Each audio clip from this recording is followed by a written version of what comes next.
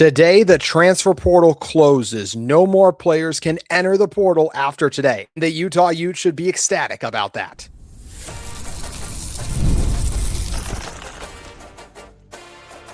You are Locked On Utes, your daily podcast on the Utah Utes. Part of the Locked On Podcast Network, your team every day. Hello, everyone, and thank you for making Locked On Utes your first listen and view of the day. We are part of the Locked On Podcast Network, available wherever you get your podcasts as well as on YouTube. Thank you for making Locked On the #1 sports podcast network, and a huge shout out to our everydayers. My name is JT Wistrcill, credentialed media member who covers Utah athletics. Excited to be joined by ESPN 700's Porter Larson. On today's show, we're going to talk about the transfer portal closing. We have to talk about how Utah still needs to add some guys from the portal, and also just talk about how's this whole Kyle Whittingham at Michigan thing actually going to work, since it's already been very polarizing. But first, today's episode is brought to you by our friends at FanDuel. The college football playoff is here, and FanDuel is the best place to get into the action all playoff long. So visit FanDuel.com to get your college football playoff profit boost every game day. Porter, I'm really glad the transfer portal is going to close tomorrow. I don't expect anyone else from Utah to enter at this point. It feels like they've gotten all the deals done for the most part. There could be a surprise just because it is the transfer portal, but I'm feeling good about this Utah roster in terms of the guys all coming back at this point. But the reason I'm excited the transfer portal is closing, Porter, is the last thing I want is one of these, whether it's a Michigan, Notre Dame, whoever is the top dogs. The last thing I want is one of their guys to leave, transfer out, and they come in and grab one of our guys again. Utah, because they're a P4 school, in some ways they are the predator, but in other ways they can be the prey because they don't have the top NIL resources, and that bit them a couple times now. So I'm glad the transfer portal is closing because I really don't want to lose anyone else from this Utah team. Yeah, I think pretty much anyone in the media ecosphere or the fandom ecosphere is going to take a few deep breaths and be glad that the portal is closing. I know, if you're trying to get clicks, it might be the best time of the year for college football. But if you're, maybe trying to take a break after the college football season, it's just a mess, man. And to have it happen in the middle of when we're still trying to decide a national champion and have a college football playoff going on, it's kind of frustrating from that standpoint. But yeah, like you said, if you're not in the portal at this moment and you haven't found a landing spot yet, that window is closing. And anybody that you would see enter the portal now, man, I sure hope they already have an agreement and a landing spot figured out. Otherwise, they're probably getting some ill advice because, there are, I think, 1,500 to 2,000 more players in the portal right now than there are Division I scholarships available. So, that math doesn't really quite work out as far as landing spots are concerned. Some of those guys are going to have to head back to their original places. They're going to head back to JUCO, whatever that may look like. So, I'll be glad for sure to see the transfer window close, and I'm sure, especially after this year, a lot of Ute fans will as well. Yeah, it's just been a crazy offseason of, okay, John Henry Daly's top 5 in the nation in sacks. That one makes sense that some of the top people want that. But then also a Jonah Laea leaving, J.J. Buchanan, those are ones we're like, dang, because you think last year Utah lost really 3 impact guys to the transfer portal, Carson Ryan to BYU, Tanu Vasa to BYU, Cameron Calhoun to Alabama. And we just talked about, too, you talked about how many guys are left over in the portal. Obviously, some of those guys I mentioned, they had really good years. Another guy, Cameron Calhoun, obviously didn't quite have the year he wanted to at Alabama. It's that reminder that sometimes the grass isn't always greener on the other side when these guys do end up entering the transfer portal. But Utah got hit harder by the portal this year than they have in years past, Porter, and I just wonder if this is the new norm. I would love for them to get college football under control, but it concerns me that year after year, we're going to see Utah able to keep a couple of the top guys still, Devon Dampier, Wayshawn Parker obviously coming back, but they're probably going to keep losing some of their top guys. Do you have any faith in this improving, or do you think year after year it's going to be a lot of the top 10 Utes who could come back from a season ago end up entering the portal?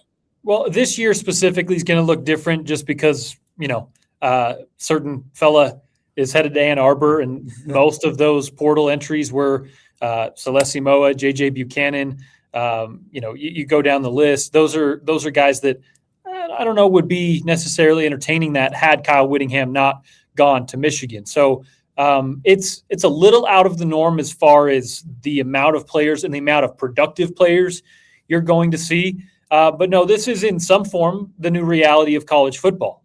You're going to see kids that have opportunity monetarily or otherwise to go and they're going to take those chances, right?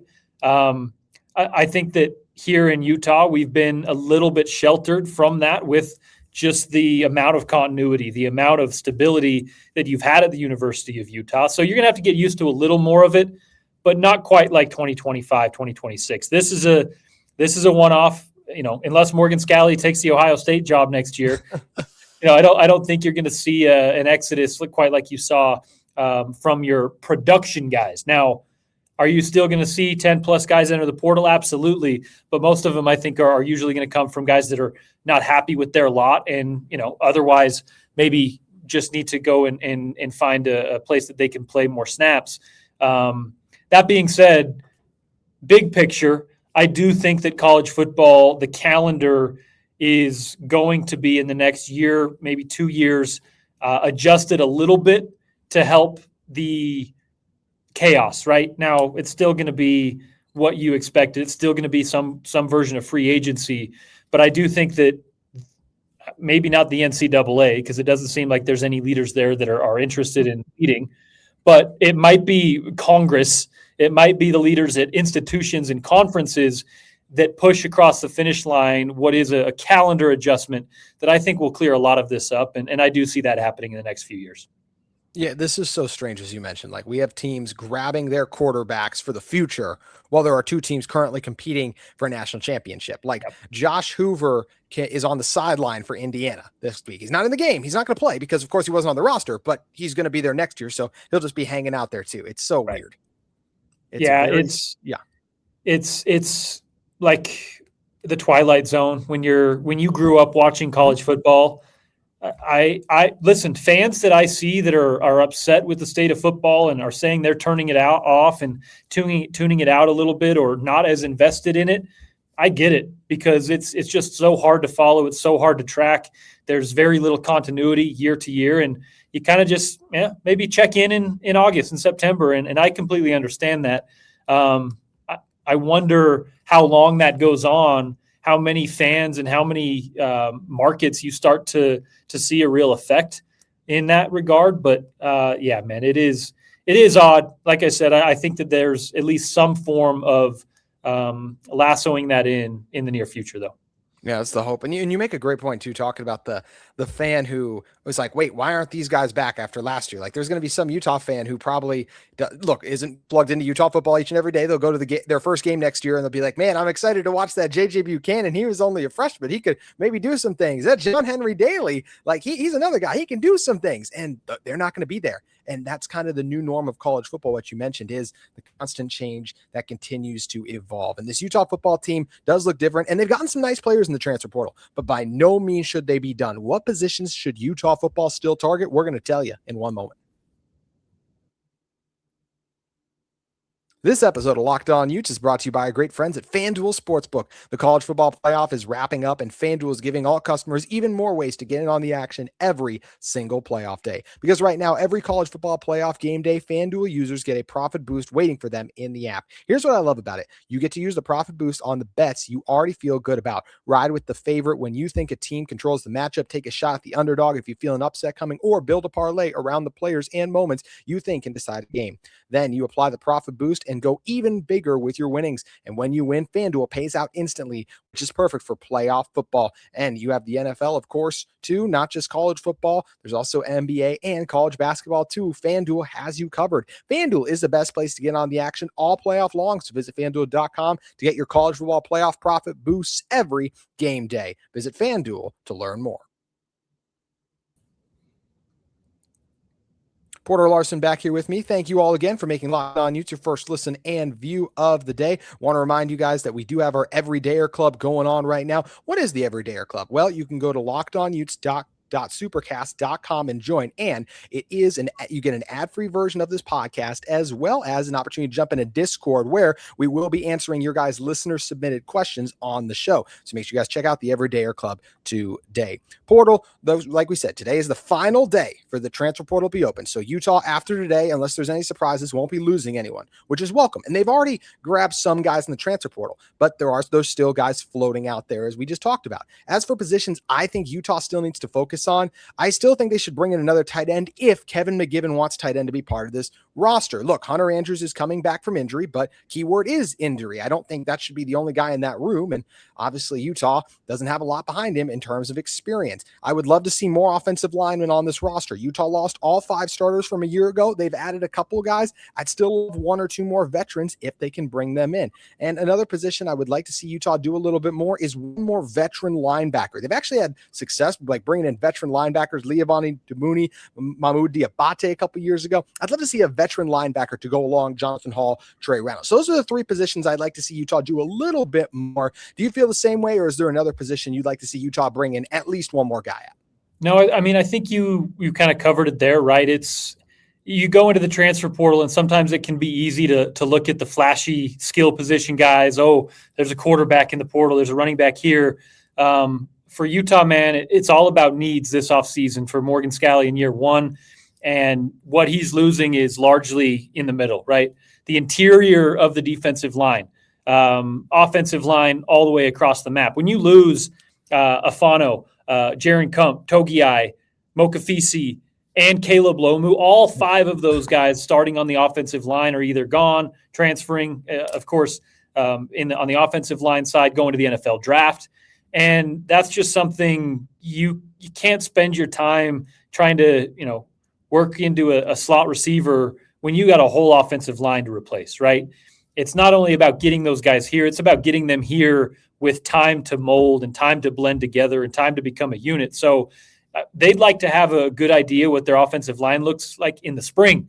So that's number 1A, number 1B, number 1C for me is the offensive line, protecting Devon Dampier, who, by the way, had surgery this week and played injured all last year. You got to protect that guy if you want him to be productive. So that's something that I look at is the number 1 need in the portal for Utah. Now, they got Cedric Jefferson out of Montana State. I believe he is an instant contributor. I don't know how many folks watch the FCS playoffs or are tuned into Montana State throughout the year, but he's a legitimate prospect.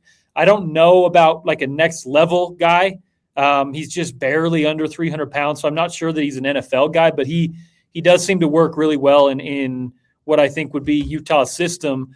But outside of that, man, you're replacing all of your offensive linemen. You look at Reese Parmenter, Keith Olson on the offensive line. There's Roger Alderman, who got some snaps throughout the last couple of years. But there's not a lot of names that you've seen get reps. It's a testament to Utah's O-line last year and how not only how good they were, but how consistent they were and how much they played together, right? There was not a guy on that offensive line that missed a whole bunch of time throughout the year. So that's number 1. You've seen Utah already go after a few guys on the interior of the defensive line. And I think there are a couple guys who are going to be instant contributors. So when you look at Jamal Wallace out of Tennessee, he's a 6'3", 320-pounder, really, really good prospect in that regard. So I look more on the edge on the defensive line, right? You're going to have to replace a lot of production there. Again, we mentioned the Fano brothers, one of those guys going to the NFL. So for me, it's offensive line, it's edge, and really interior D-line as well. And then, as you mentioned, the tight end and the linebacker positions, you're going to have to replace Dallin Bentley. You're going to have to replace a lot of production at the linebacker room. I do like what they have there, as you mentioned, with Hunter Andrews, and then on the defensive side with John O'Hall and Reynolds. But you just need more depth. It's an offense that, if it resembles what we are hearing is like Jason Beck's, you're going to use a few of those tight ends. We know Devon Dampier likes to have one of those guys as kind of a safety valve, if not one of the first options, right? So, yeah, tight end, linebacker, and then up front on both sides of the football is really where I'm looking. I'm pretty confident, really, with Utah's skill positions. You bring back Devon Dampier, Wayshawn Parker. You've already brought in a couple of really productive wide receivers in the transfer portal that I think are going to step in seamlessly and are familiar with the offensive coordinator. So, yeah, I think you kind of nailed it down there as far as the needs that Utah is going to be looking at. Yeah, and even somewhere like we could go running back after Parker. It's like, okay, Bray's there too, but I'd like one more. Well, Utah heard that. And then they go, let's get Steve Chavez Soto, who was just a freshman last year and had over 400 yards rushing. So it's like, ooh, that's another nice addition to that running back room. Wide receiver wise, Larry Simmons, Tobias Merriweather expected to come back on top of what we're getting. Love the limited snaps we saw from Cree Whittemore. So that's encouraging. But if we are imagining last year's Utah offense in a similar version of it under Kevin McGivern, obviously Devon Dampier loved throwing the ball to Dallin Bentley. This offense right now currently doesn't have that Dallin Bentley. Could it be Hunter Andrews? Yes, but he did not even go over 100 yards last year. And he's coming off the season-ending injury, so that's what we just talked about. Having more depth would be really key for Utah in that spot too. And I like that you talked about edge too, because yes, you brought in Ethan Day from North Texas, but it would be nice to add another guy, right? Like a Paul Fitzgerald's there, another depth piece, but he hasn't done a ton so far. I like Cash Dillon and Lance Holtzclaw, but much more expanded roles for them next season too. It definitely feels like Utah could add some more there as well. It feels like there's a lot of guys Utah has added Porter at position needs where it's like, ooh, that's a good get, but sometimes the transfer portal is like throwing darts at a dartboard. I want more attempts. I want a few more guys at these spots so that hopefully one of them can hit, because obviously Utah has not added a lot of P4 proven talent to this point in the transfer portal. Well, that's what you mentioned, right? Ethan Day, you go in the backfield with Marcus Wimberly. These are guys that are you kind of expect a lot out of them, but we just haven't seen it. Wimberly was hurt at his time with Oklahoma. You go to the offensive line, which I mentioned is a big need. You get Isaiah Kemma out of Ohio State, another kid who big-time recruit, but just didn't really see much of him at Ohio State. You'd like to see a little more proven production. And for Utah, that's kind of the question, right? That being said, JT, the same way that Kyle Whittingham has earned a benefit of the doubt with his talent, acquisition and his talent scouting and evaluating guys that he thinks are going to fit their roles here.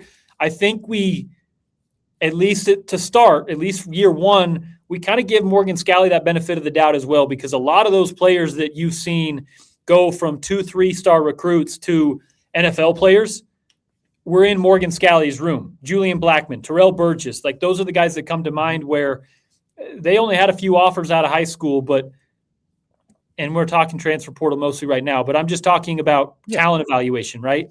I kind of give Morgan Scalley the benefit of the doubt that if he goes and offers somebody, kind of knows what they're capable of at least. And that should give you at least some comfortability with the guys that are coming in, whether they're proven production or on paper guys that you think fit a role here. That's a great point. And the one interesting area of that too is Sharif Shaw, Morgan Scalley. We trust them. Jordan Gross. I want to trust Jordan Gross. I think he'll do a good job. He's making a big leap, and he's done a good job with Obot. How's he going to do bringing these transfer portal guys in, coaching them up? So that's where the changes on the coaching staff make this an interesting process too. But you're right, Porter. Utah has a history of bringing guys in and getting a lot out of them. I want to circle back to something you said a little earlier about Devon Dampier. Yes, he did have his surgery, and he played since week 3 of the season hurt.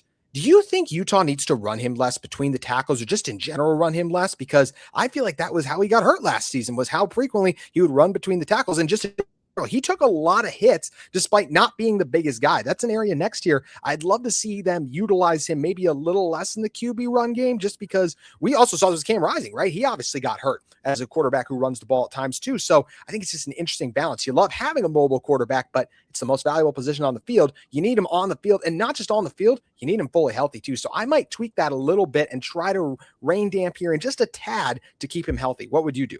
Yeah, I mean, it's just a balance you have to find. You can't hamstring him, right? You can't take away one of the things that makes him such a good weapon. Devon's not a pocket passer. He's not a guy that's going to be, in the shotgun in the NFL, calling audibles before the play and then just taking a 2-step drop and throwing dimes. That's just not his game, right? He is a playmaker, a play extender, a guy that uses his legs to allow for his passing game to kind of,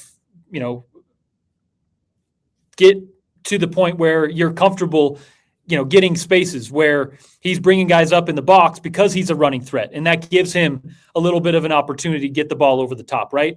You can't hamstring him based on his strengths. However, you do need to, especially early in the year, right?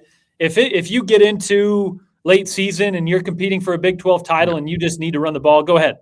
But when we're in week 3 and 4 and 5, he got hurt against Wyoming in a non-conference game, right? So, yeah, I think that early in the year especially, you want to limit the exposure that he has. You want to maybe limit the designed quarterback run plays. And, hey, you've got Burt Ficklin in the wings. You've got Nate Johnson. You have Hunter Andrews, who we saw take direct snaps throughout the year.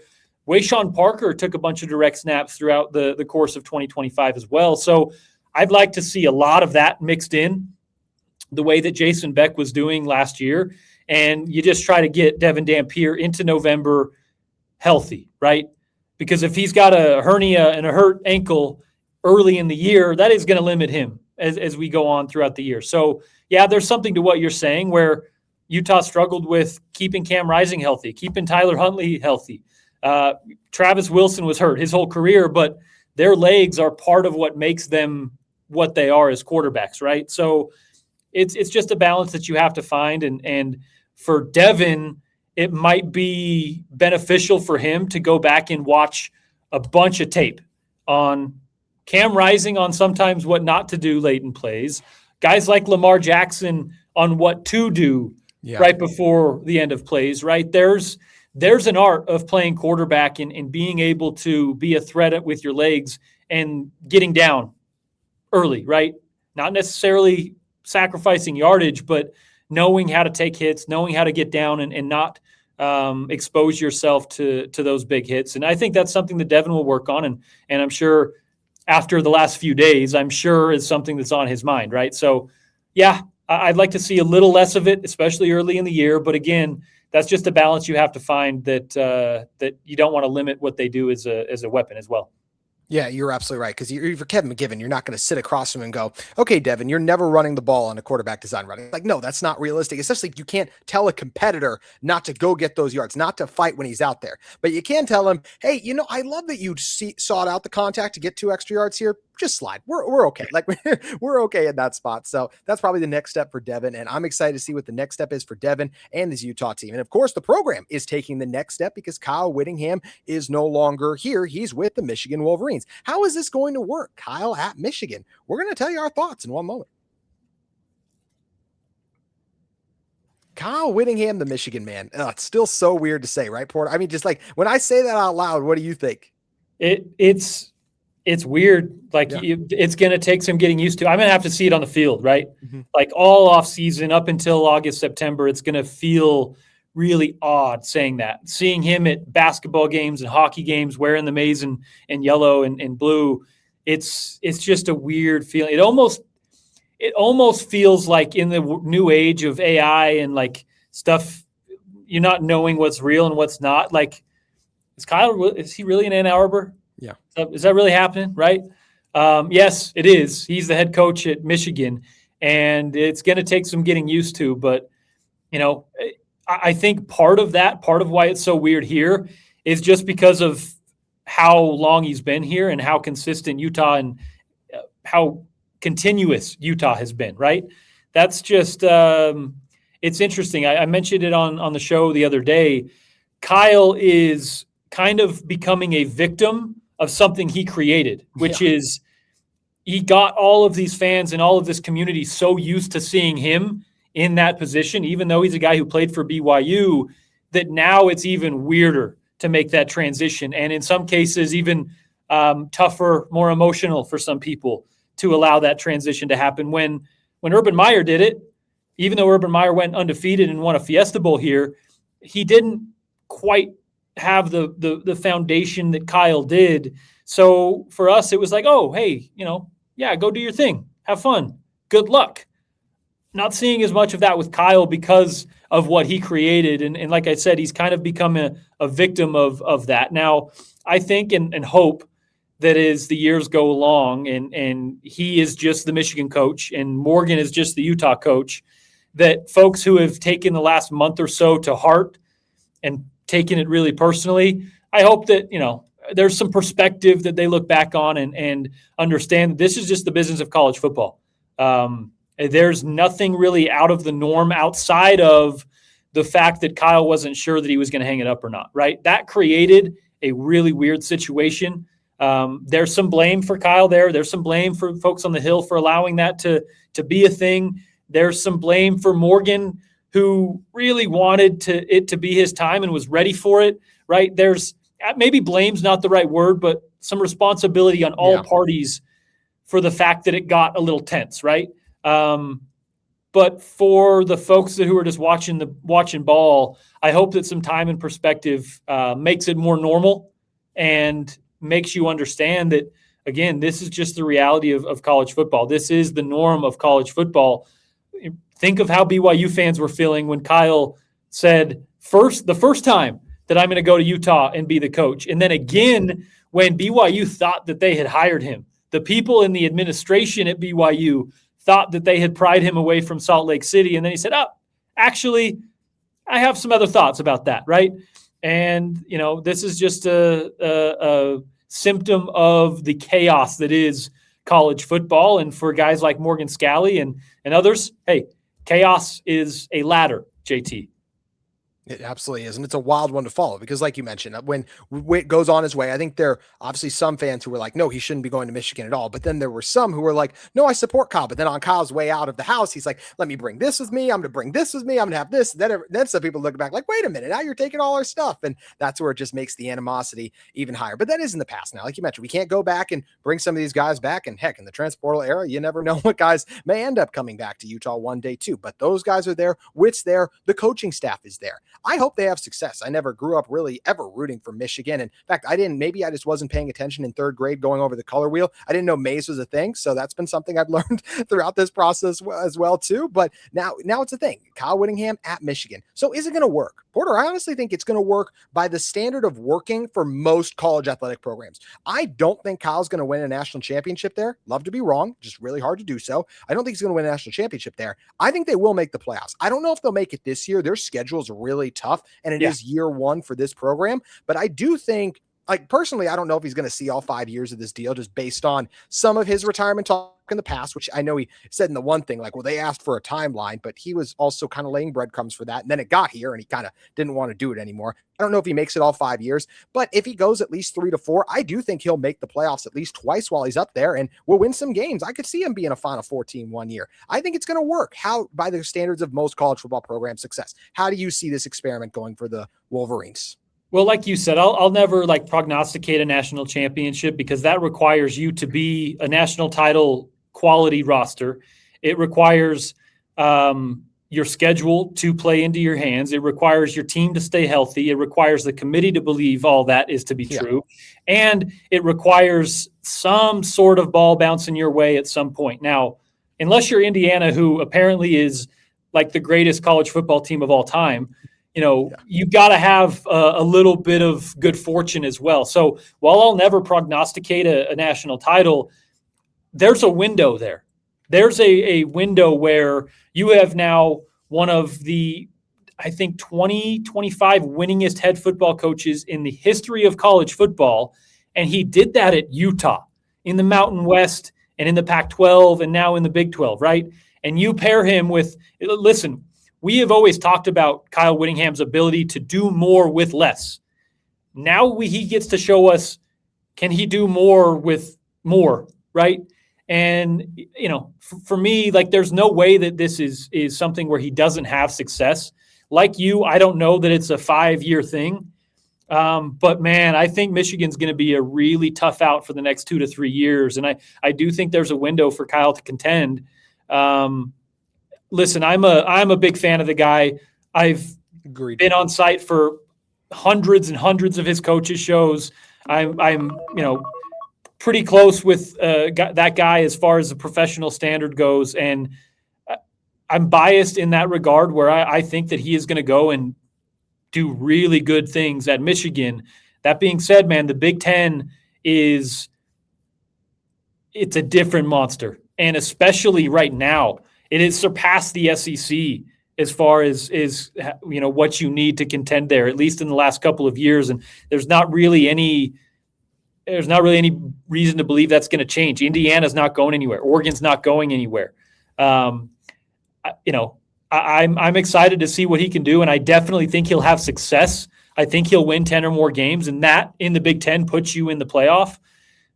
Beyond that, again, it's based on matchups. It's based on health. It's based on availability. That's one thing where I do wonder with Kyle. Right now, he's got a roster where with Utah, you saw late in the season when Utah was playing Oregon for what would have been a spot in the 4-team college football playoff, right, in that Pac-12 title game. They were dealing with so many injuries. When you saw Utah in the Rose Bowl, they were dealing with so many injuries. At Michigan, man, the depth is there where you can kind of run through a roster. You can work your magic in certain ways and still be able to compete. And I wonder what that means for Kyle Whittingham, because it's like we said, you do more with less for so long. It's going to be exciting to see what you can do when you have a legitimate top 5, top 10 roster in college football. Again, I don't know that it goes 5 years, but for the next 2 to 3 years, I see Michigan as a legitimate threat in that conference. And again, if you're a threat in that conference, you're a threat nationwide.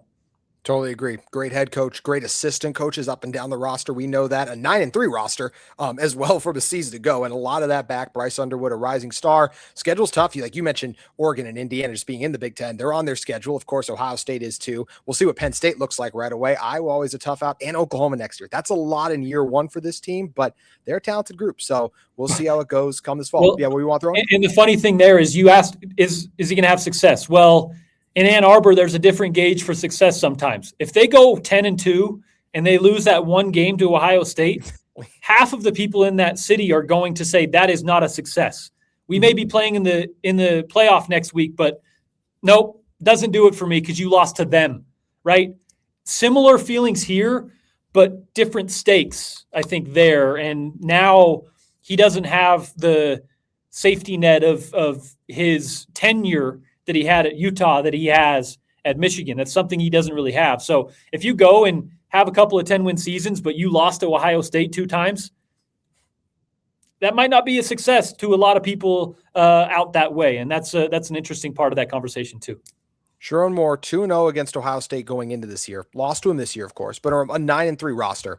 And before the whole scandal, people were calling for his job because he just lost to them one time and missed the playoffs 2 years in a row. It's a wild standard there, but we'll see if Kyle Whittingham and his team are up to the task. Porter, always a blast having you on, man. Thank you so much for making the time. Please let everyone know where they can find your stuff at. Yeah, of course, daily at ESPN 700, running the thing with Spence, and then on Utah football game days, I'm always live a few hours before kickoff at LarsonPort1 on Twitter, and you can find us there. Awesome. Thank you, Porter. Thanks, JT. That's going to do it for this episode of Locked On Utes. A reminder that our Everydayer Club is live. Head over today. Submit your questions in on the Discord as well as an ad-free version of this podcast. Look forward to seeing you next week on Locked On Utes.